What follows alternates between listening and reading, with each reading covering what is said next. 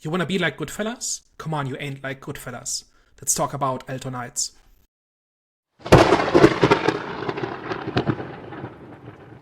Hello, everyone. Welcome back. We are back, the Eye of the Storm podcast. So, today we are going to be reviewing the movie The Alto Knight. But before we get into that, you already know what time it is. It's movie recommendation time. So, Daniel, what's the most recent thing you've seen that you want to let the people know? So this week I watched The Siege of Jadotville, which is a 2016 war movie about a UN mission, specifically Irish soldiers, who in the 1960s are dispatched to the Congo, where a civil war is going on. And this mostly deals with the details of their deployment as well as a battle which happened in history where they got attacked by mercenaries and very narrowly survived that attack against overwhelming odds. And the movie essentially recounts the events of the lead up to that battle, the battle itself, and then the fallout from it. And also, it talks about the geopolitics of the Cold War a little bit, where these kind of naive soldiers are kind of thrown into this very complex, like if you've ever read up on the Congo Civil War in the 60s, it's a mess, right? It's like so many factions and so much chaos. And just even trying to get, like, even with 60 years of history, trying to get everything, all the details straight is a full time job. And these soldiers have essentially been thrown into the middle of that. And for them, it's a matter of survival to figure it out. And they, going into it, don't even really know what their mission is. And the movie kind of follows their commanding officer who kind of has to figure this out in real time. And if he gets it wrong, his men will not survive, probably because they have to know who to trust, and they have to know, what to expect, what people will do and stuff like that. I don't think it's the most historically accurate thing ever. I think it broadly covers kind of the highlights, but it does a good job of showing kind of the pragmatism and how these conflicts are not really about good versus evil, because everybody just has their own interests and challenges and so on. And it really drove home that point quite well, better than a lot of war movies, which is mostly about either condemning or celebrating somebody. And here it's more like, look at this mess, right? That's kind of the bottom line of it. And I kind of, it's not the greatest movie ever, but it was a good watch. It's a solid war movie, but it's also interesting. It's more about the UN than really about anything else, because that was one of the first big missions of the UN where it really didn't go well, and they underwent a lot of scrutiny afterwards. And this is kind of the context in which that happened. So I enjoyed the movie on that front. What is it called, sorry? The Siege of Jadotville. Jadotville being a place in Congo. I'll check that out. The Siege of, I've never heard of that one. I'll check it out later. But, well, me, well, I haven't even actually finished watching this movie, but I'm like three-quarters of the way. It's called Dampier. I think that's how you pronounce it. Dampier. I think that's how you pronounce it. It's not French, but it might be French. I'm not even too sure. But pretty much con artists, or two con artists pretend to be people that, like, these two people that are capable of ridding vampires from villages back in, I think it was like I think they're set in like the time, as in the settings, as in the time of the film period is around in the 90s. And obviously vampires was it was a big thing, as in like it was a huge belief back in the day, and villages were, they were pretty much petrified of the night. So yeah, these con artists are getting money from these villages, pretending that they can actually get rid of they can get rid of vampires in those villages, until it gets to the point where the main con artist realizes that he's more than human. He's got vampire blood. I think his one of his parents was vampires and one of them are human. So yeah, he ends up facing actual vampires where they try and kill him because of what he is, as he's dangerous. Because I think there's like a scene. I'm not going to spoil it too much, but let's just say if they try and bite him, if a vampire tries to bite him, then it comes with major consequences. So yeah, they're definitely on the hunt to try and kill this guy. But yeah, it was a cool watch. It was a cool watch so far. I'm three-quarters of the way finished. I'm going to try and finish it this week. I'm not even going to be able to finish it this weekend, but I'll finish it and I'll let you guys know how it is, how it ends. But yeah, the main event, Auto Knights. Daniel, can you please give the people a synopsis? So, Alto Knights is a biographical crime drama film that stars Robert De Niro as the mafia, where it's about these two mob bosses, one of whom is kind of the big boss and who is trying to get out of the organized crime business. And then the other one spent a bunch of time overseas in Italy, kind of to evade the law, the American law enforcement, and has now come back and is trying to make a name for himself and is kind of turning it into a threat for the big boss. That's kind of where kind of the summary kind of stops, because the movie is told in like flashbacks and summaries and voiceovers, so it's kind of hard to summarize. But basically, it's about the struggle between these two mob bosses who used to be friends and are now rivals, and because they're in the mob, it's not going to go well for one or more of them. So, what did you think of Alto Knights? I really like this film. I really liked this film. I don't know. Well, I'm not gonna say I'm surprised because I don't know like how much effort they put into promoting this movie because I think it made on 3.2 million at the box office. I don't know if that was domestically or We're up worldwide. to five now. Okay, up to five. But It's not going well. yeah, I don't know. I think the film should have gone to streaming if you ask me. But I really like this film. It's a Robert De Niro gangs mafia movie. Do you know what I'm saying? Like you know what you're gonna get, even though this is based on real events. I think they did a good job, kind of like showing loyalty, betrayal, and rise to power. You know what I'm saying? Especially one thing I was a bit confused on was Robert De Niro playing the two characters. I don't necessarily understand why they couldn't just hire someone else. It could have been more not more engaging, even though it was engaging, but I think they could have been a bit more having two different personalities. Because even though I do get it, like they're friends, they're pretty much like brothers. So kind of like showing them having like very like they had similar personalities in a way, but they were different. But they had similar personalities because they were in that kind of line of work. But one was more good, one was more evil. But it's still kind of I think having two different personalities, two different characters would have made their kind of like relationship and interactions more engaging because it's still Robert De Niro, and Robert De Niro is very hard for Robert De Niro not to play Robert De Niro, if that makes sense. So you could still kind of see there was And like now he a does it heavy similar. twice. So what do you say? And now he does it twice. Yeah, exactly. You know what I'm saying? So you could kind of still see that they were the same character, if that makes sense. That's like I think that's my main critique. But overall, I did engage in time with this one, man. I really enjoyed it. I think I would have enjoyed it more if I watched it at home. Even though what I did watch it was a massive screen. There was only like five people, which was great. Either way, it was great. Massive screen, the biggest screen in the cinema. But I had a great time. I was surprised I had a great time. Now, then the kind of like the narration, when kind of what I'm saying that by Robert De Niro. That was at times felt a bit. It made kind of like the story a bit like this, not discombobulating, but kind of like disjointed, if that makes sense, because I kind of had to kind of like keep up. But this was just a proper mafia movie, man. I can let that slide. But overall, this was a proper Robert De Niro mafia movie, and I think they did a good job at exploring the themes which I mentioned before. So, I had a good time. Yeah, for me, the structure really broke it. I think there's a whole bunch of scenes in here that are really cool, and we're gonna get into that. But the nonlinear structure of it and what the movie chooses to spend time on, I think is all wrong.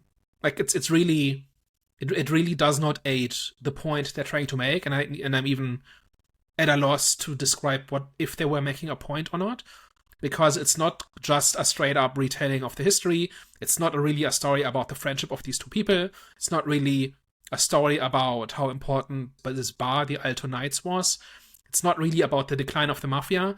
It's kind of all of those things at the same time. And I think because of that, none of the pieces have enough oxygen to really breathe. And when we do get a cool sequence like towards the end, then it's not built up properly enough to really have the effect it's supposed to.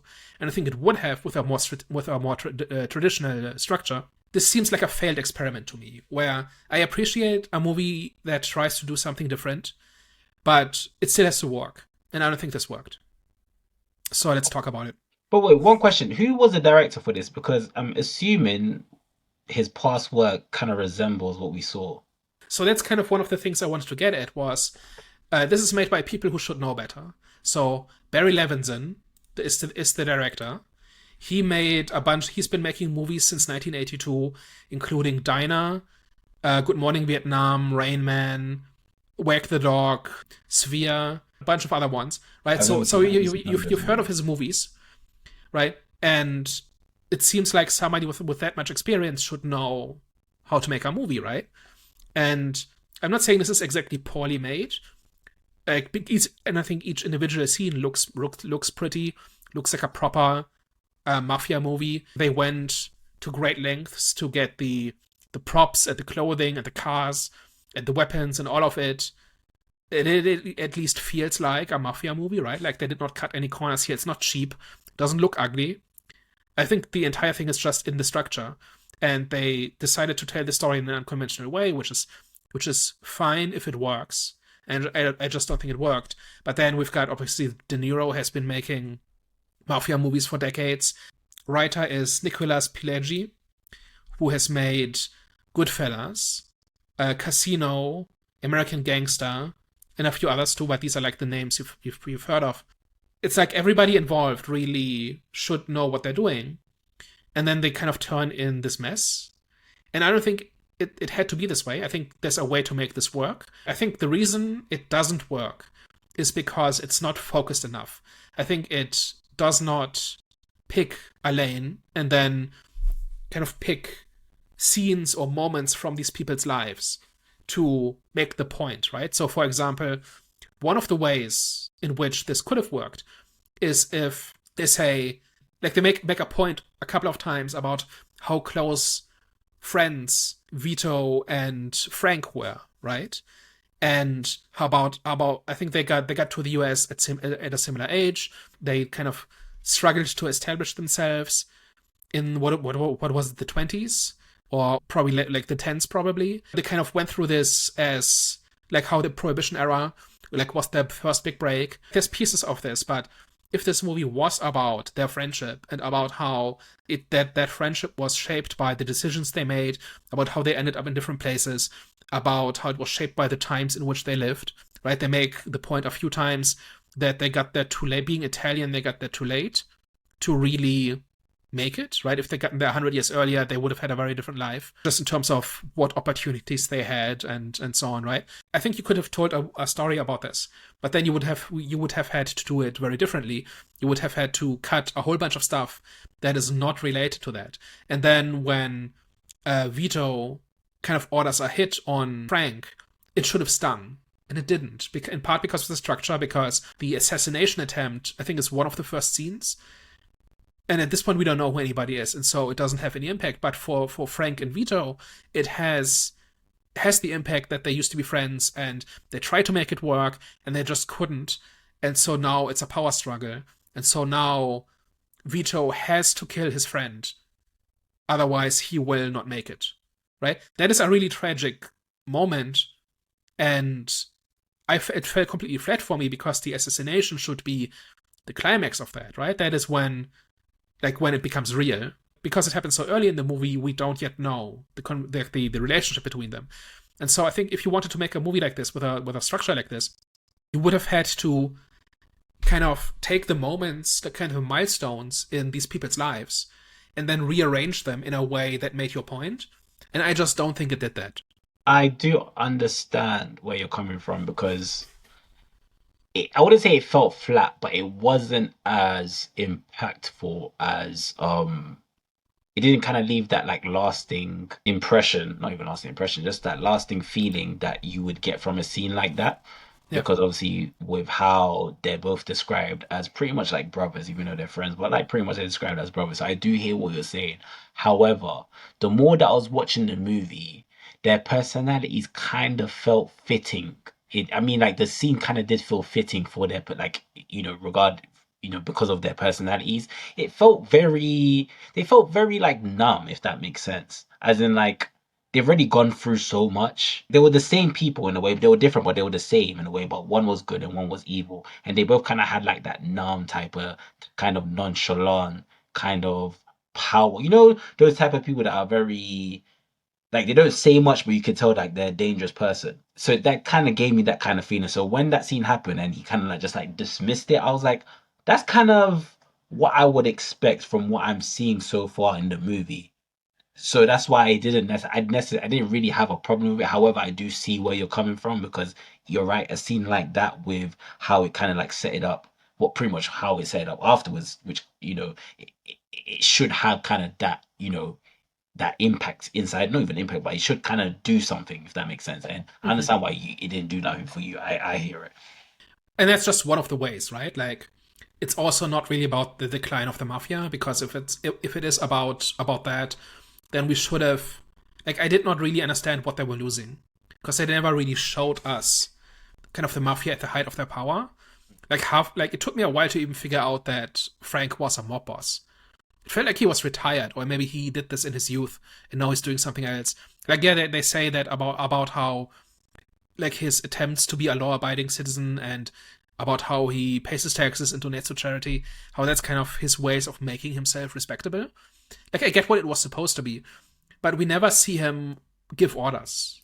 I don't think I think so. he was just like a bank. I thought they were trying to. I thought he was just like a bank to the rich. Well, not the rich, but like people in within government and stuff like that, like important people within the society. So I thought he was just pretty much like a bank. Of course, he made his money through the criminal underworld, but it got to the point where it's like, all right, cool. So his power was through his connections. But he's the boss of bosses, right? He's at the top of the food chain, and that is why he's a target for veto, Mm. right? And they also say about how, like when he calls the meeting at the end, everybody shows up and everybody has to show up, and he knows that, right? Like, but we never really saw him kind of be the boss. Like, we don't really see him give orders. He doesn't get updates. He never has to take care of business at all. He seemingly kind of sits in his penthouse and kind of feels a little bit sorry for himself. And that, I don't know, maybe if this was told in a linear story, I would have picked up on it more.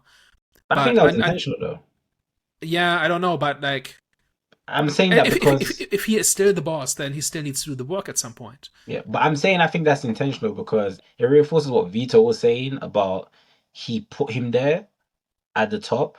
So already, like even when he tried to kill Frank, and then his friend went to kind of like the meeting with the four other bosses, I'm assuming that scene there kind of showed to me that Frank doesn't really have the respect of like in the whole mafia.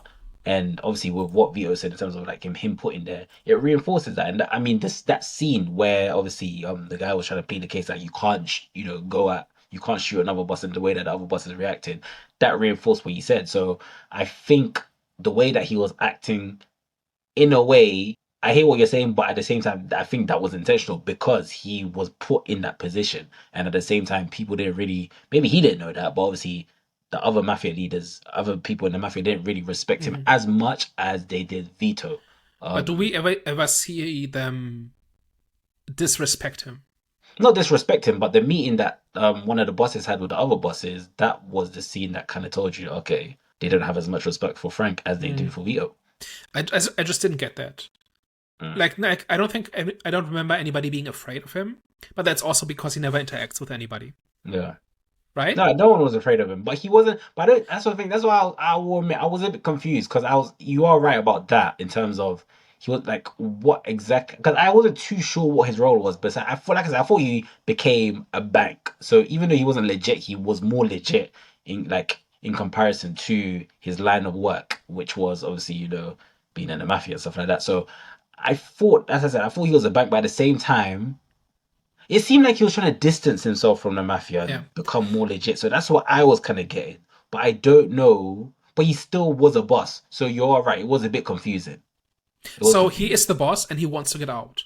Mm, And he has kind of put a bunch of distance between him and the dirty work. So the whole being a bank thing is that, like, he's moved into that being his main source of income, kind of lending money under the table, right? And there's kind of a few scenes where we are told that he is good at this, right? Like, there's the scene where he says he always gives people too much money to see if they're honest about it, right? And that's kind of a cool trick. yeah. But we never really see him do this, right? We never really see him, like, the obvious comparisons to Godfather, right?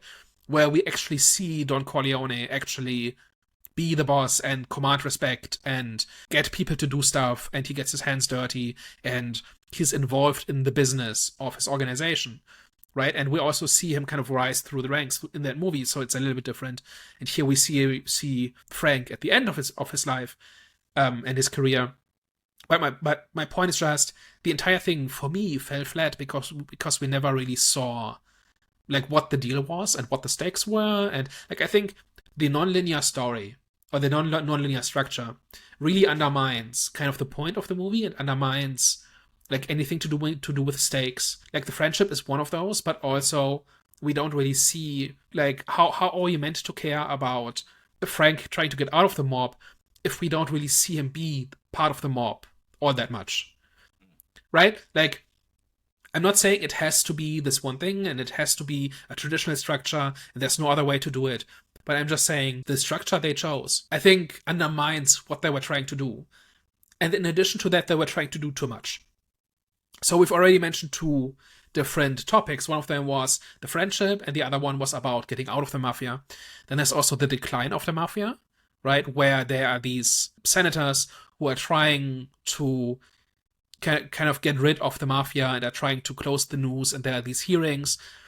And I also really did not really think the movie really justified the stakes of that, of why that was actually happening, in the sense of it, of like why is this so dangerous? Like what's at stake? What are they doing to prevent this? We kind of see a bunch of old guys sitting around in a room, kind of arguing, which obviously that's every scene in this movie, right? But we don't really see the mob act in a way where we see why they are so formidable and why the government is afraid of them. I don't know. I've seen other mob movies, right? I've seen other gangster movies, and I know the beats, right? And this is very much supposed to be like in the vein of classic mob movies, right? It wants to look the part, it feels the part, the dialogue is on point for the most part, but it did not get me to feel anything. Maybe that's just because I have a very linear mind, and so if the story is not linear, I have a harder time connecting to it than other people. But it seems like if you're gonna do the non-linear thing, then you should probably rearrange things on purpose, and in a way that really makes the point you want to make. If you want to make 5 points at the same time, what are you doing? I will. That was one of my main critiques, was because there was so much going on, especially the way that we structured. I think that's where it kind of affected the portrayal of, the brutality of the criminal world of that time. I don't think it was portrayed as it should have been, to kind of like grasp how how severe and how dangerous those times were and how much in control the mafia was. And I do agree. That scene there where there were, all those old people in the room arguing, etc., etc. That But they're just yelling at the TV. Yeah, no, Right? I That's agree. kind of like as I was saying it, I was like obviously Oh old no, people. but no, that for me, that scene, even though I'm saying that scene for me was great. However, just the justification of like what was going on didn't really. It's not that it didn't make sense, but it just didn't have as much impact. However, I did love that scene. I love that scene, and I just love the sequence, the back and forth that was happening. Mhm. I can still see, and I still did feel that it didn't really have what I'm trying to say is, for me watching the film, I didn't feel how dangerous the mafia was of its time due to the structure and due to how it was being portrayed. Yeah. However, that scene in particular, for me personally, I love that scene. However, like overall, my critique is, even though that scene was great, I still didn't feel like the mafia was dangerous of its time because there was just so much things that was happening. But for me personally, I didn't. Oh, sorry. So I didn't know you didn't like the scene. I know it's not that you didn't like the scene. You just said it didn't hit. It didn't hit for you as So much because. I liked almost all of the scenes. Like there are a Mm, few where I'm not on board. But broadly, like if you just take these scenes and cut them up and put them on YouTube, and I watch them out of order just as film clips, I like almost all of them. Like there's a few like this argument about the Mormons. I did not get the point of that. That's where they ramble on for 5 minutes about why the Mormons left. What is it? Like upstate was New it in the York or car? whatever. Yeah, they're in the car. They're driving towards the big meeting, and they say, "Oh, we're driving past the town where Mormonism was founded."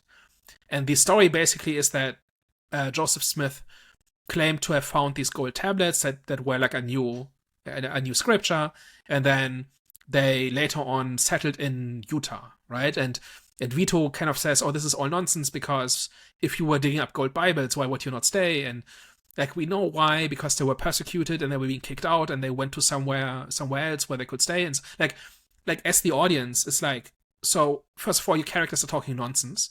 I guess it's realistic that people would kind of sound off about topics they know nothing about, right? But also it's obvious what what the answer is. Like this whole thing of why did the Mormons leave, right? So this entire thing is really tedious, and if the text of what's being if the text is not compelling, then the subtext better be.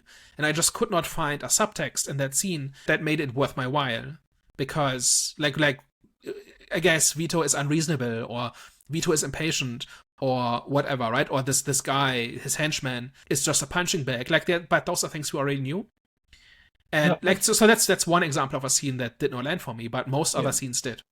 I think in that scene it was just another reinforcement of Vito's not patience, but because obviously the kid messed up in killing Frank, right? And Hmm. even the scene where Frank ended up not testifying against him and then he was free and then he went back into the bar and everyone was celebrating and then he must have said something which was triggering for Vito and then it just pretty much just ruined the mood and Vito ended up turning that celebration sour. I think is that it's just like anything. I think that scene was pretty much reinforcing how like just Vito's feeling towards the kid in terms of Yeah, like now he's just he's just losing patience with like whatever that kid will say is going to be triggering and it's going to kind of like cycle back to him messing up. So I think I sure. do agree. It wasn't. I do agree. Like it didn't add. It's not that it didn't add nothing to this. It didn't add nothing to the movie as a whole, but it did add to Vito's kind of what I say, just how Vito feels about the kid, and just cycles back to him messing up pretty much. Yeah, yeah. I know. I mean, like there is something there, right? But does it justify a 5 minute? It's like 5 minutes out of a Seinfeld episode where Mm, people are just riffing on unimportant stuff. You know mm, what I mean? Like it was just way too long. But that was just an example of one of the few scenes that were not great.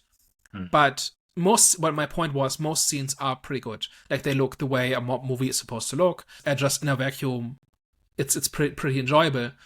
It's just the way they're arranged, I think, does not do the movie any service, because it tends to undermine like its stakes and the sequence in which information is handed out and stuff like this. We've already mentioned three different ways in which three things the movie is about, and the fourth one is the Alto Knights itself, right? So the Alto Knights is this bar where Frank and Vito are apparently spend a lot of time growing up, and they come back there for negotiations, and it's kind of there for the major life milestones in their lives, and that is why the movie is called this, because this bar has seen their lives, right, and the story of their lives, right. And I didn't think it worked at all. Like they make no big deal out of the bar at all. They show its exterior like twice. It's got referenced maybe twice. But if you kind of making this point of history has happened here and important things have happened here, and if they were not important to the world, then they were important to these people. It's like there's a way of making that work, right? Where they keep coming back to this bar, and the place more or less stays the same, but they change because they're at different stages in their lives.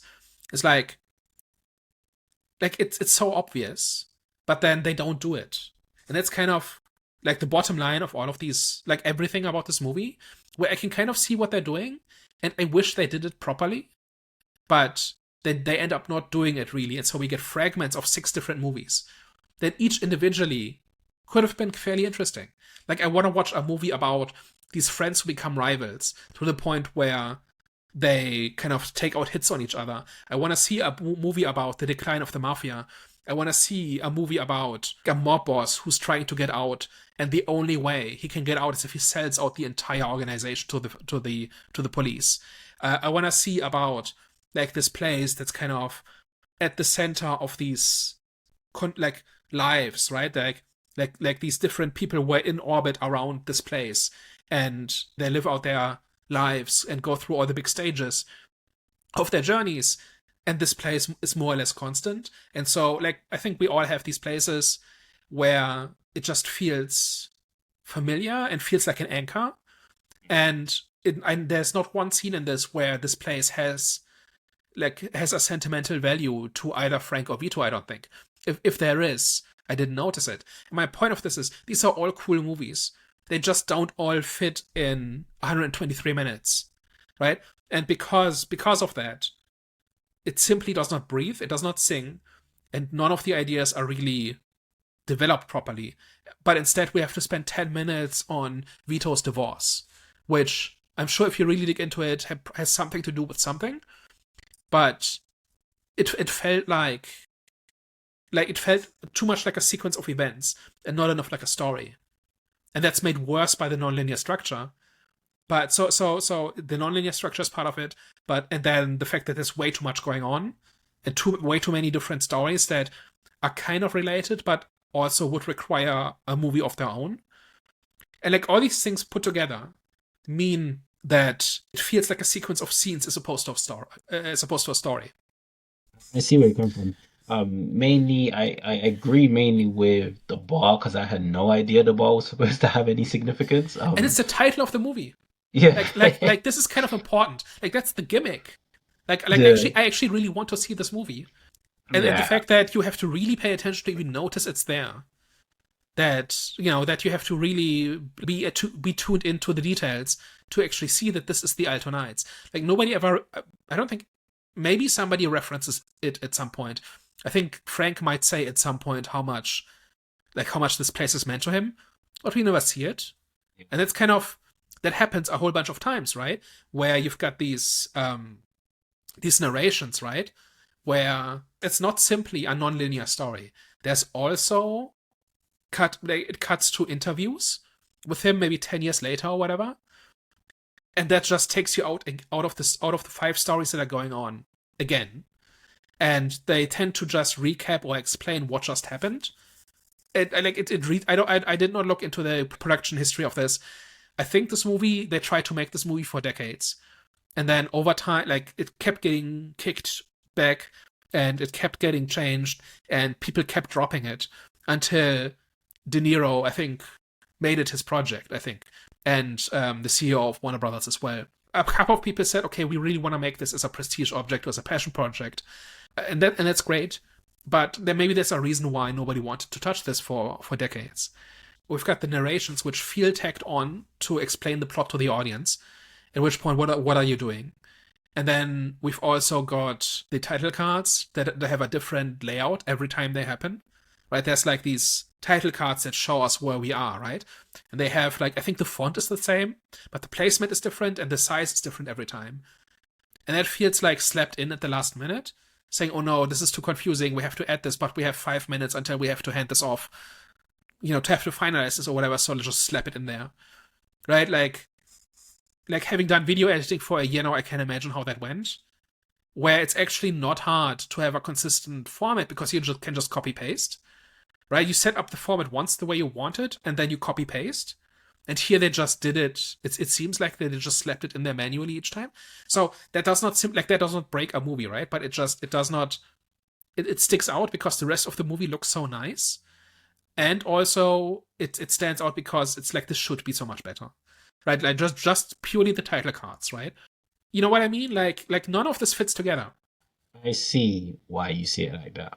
For me personally, even though I do think a lot was going on, so we didn't really get much out of pretty much each storyline, even though it should be That's one what I'm story. saying. That's the problem. Yeah, that is a problem. However, because it wasn't, I don't know if I could say it wasn't a typical mafia movie. The way that it was kind of like presented to us, it wasn't like a typical mafia movie, if that makes sense. So I kind of it's not that I gave it a benefit of the doubt. I just enjoyed that experience because it was, even though like a lot was happening, and like I said before, I didn't really like, different storylines. We weren't really getting much out of each storyline. Each storyline was still in place, if that makes sense. Imagine it's a line, right? Like, a lot of the time when there's a movie, like there's movies and movies, and it just feels different and it kind of doesn't like work together. I still feel like with this, it worked together. It's just that it wasn't like fulfilling, if that makes sense, because like you said, you said that each storyline like there should have been more to each storyline, so it would have made sense for a series. I understand that. However, even though each storyline wasn't complete, it still was complete overall, if that makes sense. So the experience for me overall was satisfying. Even though I really like the movie. I'm going to tell you what my rating is at the end, but the rating is justifiable for how I felt about the movie. It does kind of show that, okay, it's not perfect. However, it was good, and it's not perfect for the reasons which we have said. So I hear what you're saying, but at the same time, for me, I still think the story, it was linear, but it was like a very thin linear line. It wasn't as chunky as it should be, if that makes Mm. sense. I Because think you're of using linear in a slightly yeah, wrong radical way. way. Like Mm. it's definitely not linear, right? The story is But not linear. you don't think okay, well not in that type of way, but I mean as in like the storyline was cohesive, if that makes sense. Yeah. So there wasn't anything in the story that did like there wasn't anything in the story that didn't make sense or that was redundant, for example. Like it fitted well with the ending, with the overall Mm. story is what I'm See, trying to say. that's why I So disagree. I think because well, it's well, so overstuffed with detail and subplots, it does not do like it. They're like the meat and potatoes are missing. So we don't see Frank be a mob boss, right? Really, right? We don't really see like we don't actually see him do his work, right? He talks about it a bunch, and his wife talks about it, about how dangerous it is and whatever, and about their plans to get out. But there's just a scene missing where we just see the consequence, like what choices Frank has to make as part of being the boss. I think And that's intentional though, because like, we mm, see the mob boss in Vito, and like I said before, Vito and him are pretty but much Vito's the same. Vito is the aspiring boss. He wants to be the boss, No, no, no. and Well, yeah, is that yeah? I do understand he wants to be the boss. However, in terms of like all the gangster stuff that's happening, that's Vito yeah. and Frank and Vito. Like the way that they were described in the beginning was like they were inseparable. They're brothers. They're pretty much like one and the same person. So in a way, But so but ma- but but crime syndicates are basically feudal kingdoms. Like everything comes back to the boss, and so the idea that Frank has nothing to do with any of it is just nonsense because it is so personal, right? The entire thing hangs together because of his personality and because of the relationships he has with the other bosses and with everybody below him, and that like in that like just like a king rules like that's not just a job title. That is personal exercise of power through personal relationships, right? but they showed the consequence of that though, of him not being involved. When was this? That's it was the scene where the wife, Vito's wife, mentioned his name. So even though, because like remember the wife was pushing him to talk to Frank, and then he kept on saying, "I have spoken to Frank, he's not listening, etc., etc. I'm just gonna Mm-hmm. let leave it to them." And then Vito's wife ended up saying his name during the whole court. I don't know what they were in court for again. I forgot. But when they were in court, I thought he was taking the money. Yeah. So when they were in court, he mentioned a name, and then his name ended up in the newspaper that he was affiliated with Vito.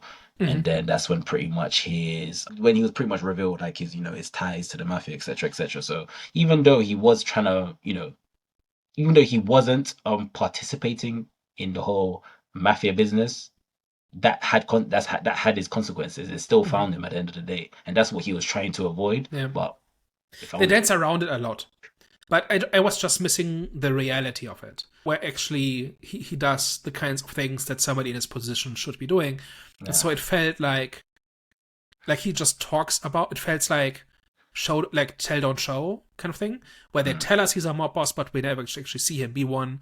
It's not quite never, but there are like the whole thing kind of seems kind of floaty and disjointed because we never see what we should be seeing.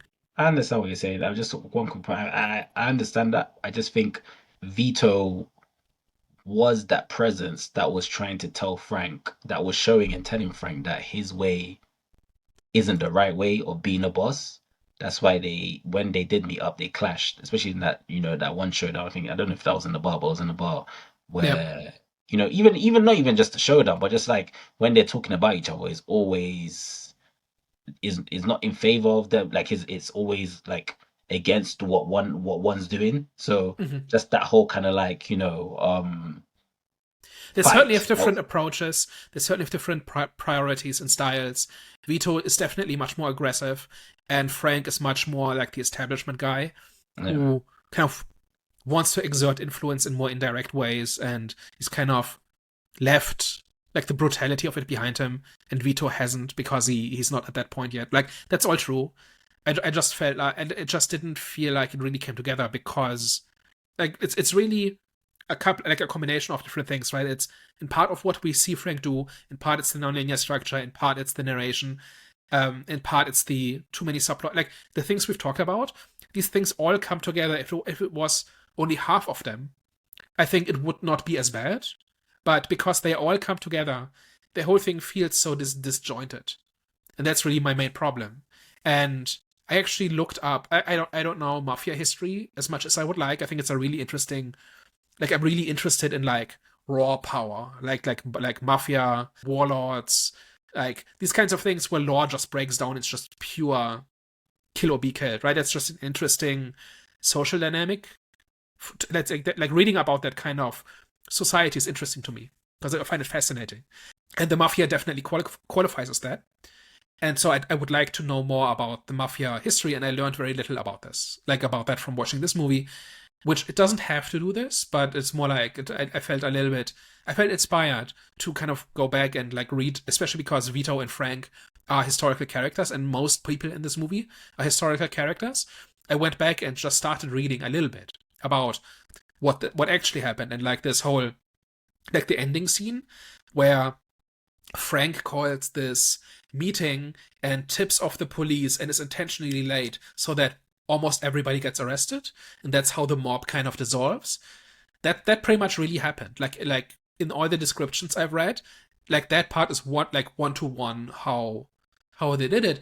And that was the most fun I had watching the movie. Because now like when I realized that Frank was late on purpose and that they set up this whole thing about the police have been tipped off, or I think of alcohol running in the area or whatever, right? They didn't, the tip didn't say, or the mob bosses are congregating.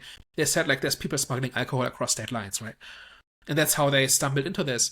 Like that's all how it really happened, according to the accounts I've read, and that's really cool. I think it's not coincidence that that is the part I really enjoyed watching. Where all the other stuff, it's just it never really kind of landed with me for all the reasons we've discussed. But then in the last 15 minutes, it switches into a pretty linear storyline about setting up the big meeting and Frank setting up the trap and the trap springing and he gets away, and that part I think was really cool. And if the entire movie had been like this, where that had been like the entire movie is kind of him setting up these machinations, this Rube Goldberg machine to get out of the mob because that is not a job he can retire from, and he tries anyway, and what it takes to get to that point, and what he has to do to actually accomplish that goal, and why it is his goal. Like all of that is interesting, and when they actually did like the big payoff, I was there, but I felt like this would be so much better if this had been built up for 2 hours, right? Where all the pieces had been slowly moved into position, and we had been explained like all the constraints under which Frank operates. Like even though he's so powerful, he cannot simply make a decision like that because he's dependent on the respect he gets from everybody else, and that requires him to act in a certain way, and that is why he cannot act openly. And all of this is all really cool. But why is it just those 15 minutes? And the history is so cool. You can just take from that and kind of just adapt moments that lead up to this climax. And that's cool, and I wish they had done that. I think that would have been a much better, like you could even do it differently where you say like where it focuses on like Frank maybe setting up the trap and then he explains the different pieces to us, but in a non-linear way. That could have been a way to do it. Right? You know what I mean? Like I think there would have been ways to do this. It just felt like the way they actually did it was not terribly motivated. It did not really seem like I was getting just a very particular slice of this history. You know what I mean? Hey man, you're justified for your thought. Even though, like I said, even though I did enjoy it, I do your points are very valid, and I do actually agree with a lot of them. So I understand. I hear that. Um, but okay. Before we get into last thoughts, is there anything else that you want to mention? I think we've covered it. Okay, that's good. Well, let's go to last thoughts. For me, I think overall, like you said, we mentioned there are definitely problems. However, I think overall, this was a I think this is Robert De Niro's last mafia mob film. So, Probably. Yeah, so it looked. I think it was a good ending. I think it was a good ending to his kind of like legacy. When it comes to that genre of film. Like I said, overall, had a very good time with this. It was done in a, I don't know, I don't want to use the word unique, so use the word unique so loosely, but I think it was done. It was a refreshing type of structure, even though even though it did feel convoluted at times Mhm. and there was a lot going on. However, I still think that the storylines did mesh. Like it still meshed well. It's still kind of like, it made sense. It made sense. It didn't, there wasn't anything that was happening for me that shouldn't have been added, if that makes sense. It's just a lot was going on and they couldn't just fully flesh out everything, because I think if they did, then it would have been more than a 2-hour film. But yeah, overall, I'm gonna give this film a 7 out of 10. I had a good time with it, and yeah. Yeah, so for me, this didn't come together. The structure just kills it. The number of subplots kills it. And then just a couple of weird choices like splicing in the interview also does not help. And that's even though a lot of the pieces are really cool. It made me want to learn more about mafia history and about these characters. It just simply did not like this. Like I appreciate them experimenting and not doing the obvious thing, but you still have to succeed, and this didn't succeed. So I give this 2 DeNiros. Hi guys, thank you very much for tuning into today's episode. Daniel, can you please finish off with the notorious line? So if you like this video, please tell a friend because the algorithm does not like us. And if you hated this, tell an enemy because that also helps with the algorithm. Alright guys, you heard it here first. Like, share, and subscribe, and comment down what you thought below of the movie The Alto Knights. Guys, we'll catch you next week. Au revoir. Bye bye.